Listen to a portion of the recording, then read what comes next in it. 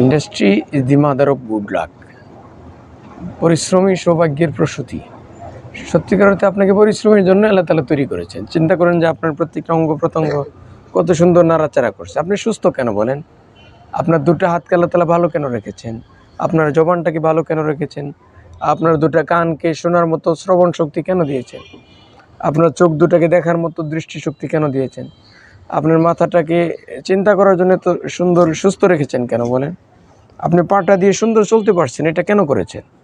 নিশ্চয়ই বসে থাকার জন্য না। বসে থাকার জন্য হলে তো আপনাকে হাত পা বাঁকা করে আল্লাহ তাআলা বসায় রাখতেন। আপনাকে ফ্রি রেখেছেন, একেবারে 100% আপনি স্বাধীন, সুন্দর চলাচল আপনি করতে পারছেন। তাহলে বসে থাকবেন কেন বলেন?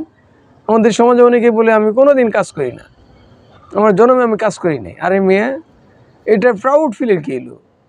আপনি তো বোকা, আপনি গর্দভ।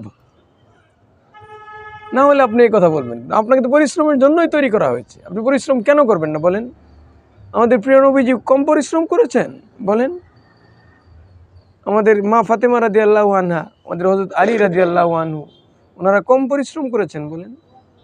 অসম্ভব রকমের পরিশ্রম করেছেন। তাহলে আমরা কেন পরিশ্রম করতে পারবো না বলেন? সাহাবায়ে কেরাম কি পরিমাণ পরিশ্রম করেছেন চিন্তা করা যায়, কল্পনা করা যায়? এজন্য আমাকে পরিশ্রম করতে হবে। আপনি এটা বলতে পারবেন না যে না আমি পরিশ্রম করি না, আমি কোনোদিন কাজ করি না, পায়ের উপরে পা তুলে খাওয়া দাওয়া করি। আপনি পায়ের উপরে পা তুলে বসে থাকবেন কেন বলেন? আপনার উপরে কত মানুষের দায়িত্ব, সমাজের কত মানুষের দায়িত্ব আপনার উপরে, এই প্রকৃতির কত দায়িত্ব আপনার উপরে। এত সুন্দর একটা ন্যাচারাল পরিবেশ আল্লাহ তাআলা তৈরি করেছেন, আপনি কি অবদানটা রেখেছেন এটা সুন্দর রাখার ক্ষেত্রে বলেন? আপনাকে পরিশ্রমী হতে হবে। আপনি বলবেন হুজুর আপনি পরিশ্রম করেন, আমারও করা উচিত। আমি যদি কম করে থাকি আমারও বাড়ানো উচিত। আমি কি ফেরেশতা হয়ে গেলাম? আমি কি একবার পিওর মানুষ হয়ে গেলাম?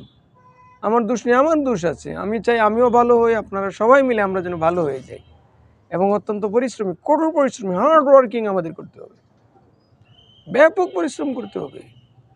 দেখবেন যে ইনশাআল্লাহ দুনিয়াতেও আমরা লাভবান হব, পরকালীন জীবন আমাদের সুন্দর হয়ে যাবে।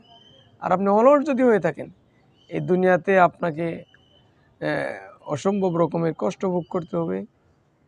আপনি শারীরিকভাবে অসুস্থ হয়ে যাবেন, আপনি দেখবেন অসুস্থ আপনি হয়ে যাবেন যদি পরিশ্রম না করেন। এটা আপনার শরীরের খোরাক পরিশ্রম করা। পরিশ্রম বেশি না করলে আপনি অসুস্থ হয়ে যাবেন, তখন আপনি যে একটা হ্যাপি মানুষ আপনি থাকতে পারবেন না। এই জন্য সম্মানিত শ্রোতামণ্ডলী, আমাদেরকে আল্লাহ তাআলার উপরে ভরসা রেখে সুন্নত তরিকা মোতাবেক পরিশ্রম আমাদেরকে করতে হবে।